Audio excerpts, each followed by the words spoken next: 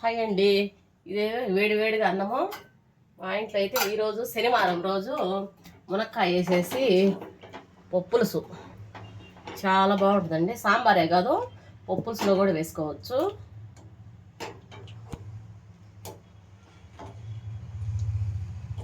కొంచెం అన్నము ఎక్కువ కూర వేసుకొని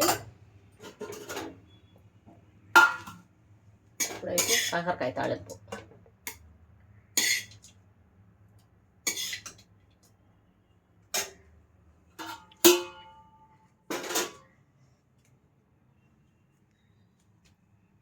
పులుసు కాకరకాయ తాళింపు సూపర్ టేస్ట్.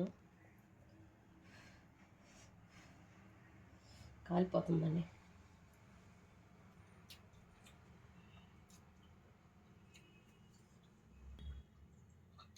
సూపర్గా ఉంది.